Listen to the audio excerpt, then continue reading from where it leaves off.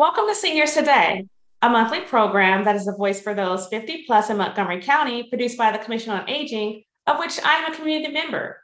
While the show is insightful for people of all ages, each episode takes a fresh look at important issues by spotlighting seniors in the community, representatives of senior services and programs, and activities of interest to seniors.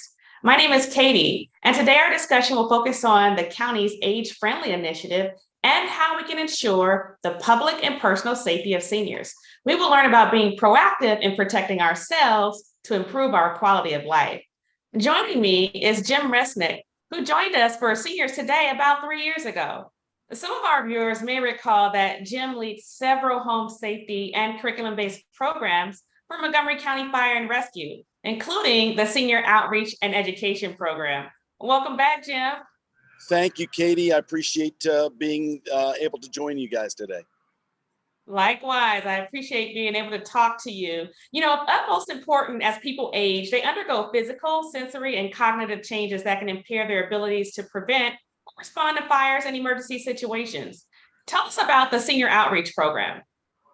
Well, thanks, Katie, for giving me the opportunity to tell folks about what we do through senior outreach and education. I'm actually here at the Germantown Fire Station 34, on the east side of Germantown. And these folks are living and working through what we call senior outreach every day. Our senior outreach and education program is an outgrowth of a very, very comprehensive study that was done in the early 2000s. We had a large number of significant fires in the homes of folks who identified as seniors, and sadly, many of those fires involved fatalities. And the county executive at the time got together with the leadership of the fire service, and they put together a senior citizen fire safety task force. That task force was charged with doing everything possible in terms of recommendations for coming up with ways, strategies, laws, education, outreach, and so on, in order to try to reduce the number of fires and to hopefully cut the number of fire deaths down to zero. The study was released in 2008. The position that I currently work in, where I'm this program manager for senior outreach and education for the fire department, that is directly as a result of that. So through this outreach program, as you mentioned, we do two primary things. We do a lot of group presentations. I get in front of any group that will have me, and groups in particular where there's folks that identify themselves as seniors. We don't put an age with that, but if they say I'm a senior, then sure, we're going to go ahead and be part of that effort to try to reduce their chances of having a fire, a significant injury, or something like that. And then the second part of this, as you mentioned, is we do home safety checks.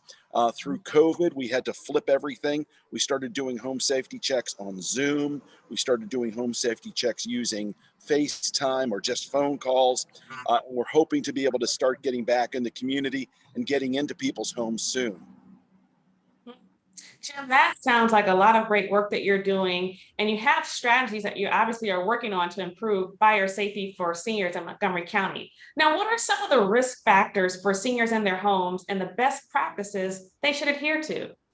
Great questions. So the risk factors are that as we age, and this is not even necessarily for people that are aging, this is for anybody.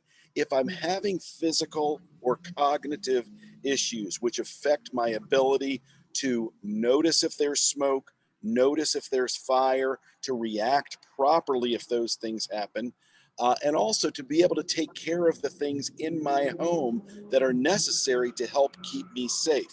Do I have working smoke alarms? Do I have working carbon monoxide alarms? Are they in the right place? That's kind of a combination of the risk factors and the strategies together. So yeah, if my hearing isn't quite what it used to be, if I don't move as quickly as I used to move, and also another risk factor that we find is in terms of burns and burn injuries. As people get older, they tend to be, they feel colder more often. They tend to wear a lot of clothing, including loose fitting clothing, which unfortunately can cause a fire, or it can cause cooking to catch their clothing on fire. And then we can have a tragic outcome for that. So strategies such as having working smoke alarms on every level of your home, inside as well as outside of your bedroom, having a carbon monoxide alarm on each floor, and then other things like cooking safely, keeping an eye on your electrical appliances. Those are probably the big things, Katie. Now, Jim, you mentioned your department did adopt a lot of strategic response protocols for residents, and obviously this will help them in realistic situations. But on the emergency medical service side, EMS, how can seniors actively participate in creating a culture of fire safety, especially with the wide variety of housing types that Montgomery County has? So that's a great question. And you actually keep on including a lot of the things that we want to talk about. So when it comes to emergency medical services, which is the most of the calls that we run, approximately 70 to 75% of the calls that Montgomery County Fire and Rescue Service runs are medical calls in nature. So our ability to have a public that is ready in case a medical emergency happens, and one of the ways they can do that is by having a filled out file of life. These are available through either Montgomery County Fire and Rescue Service or through the health department.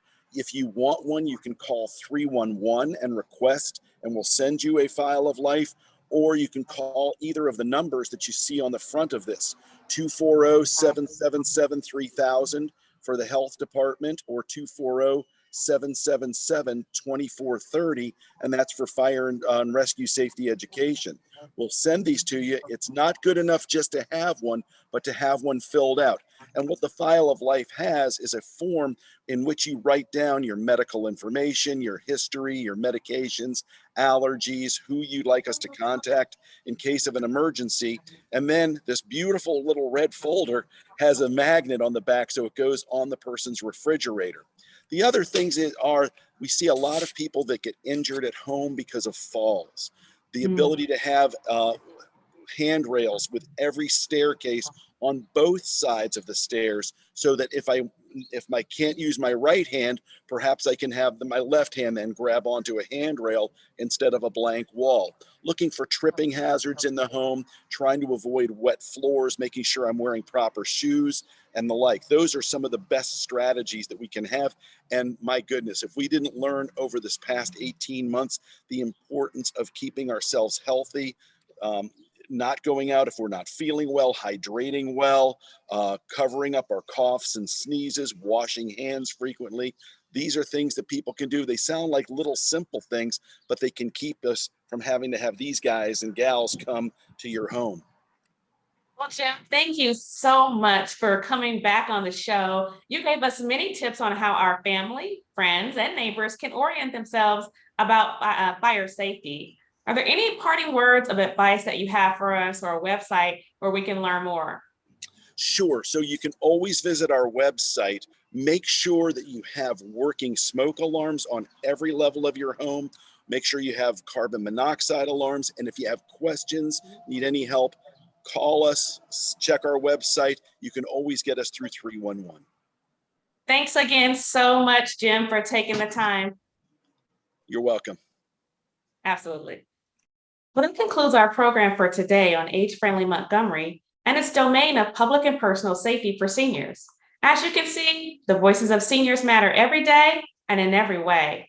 Thank you to everyone who was able to tune in. To learn more about services for seniors in Montgomery County, please visit the Montgomery County Seniors website by visiting montgomerycountymd.gov/senior, or call the Senior Resource Line at 240-777-3000.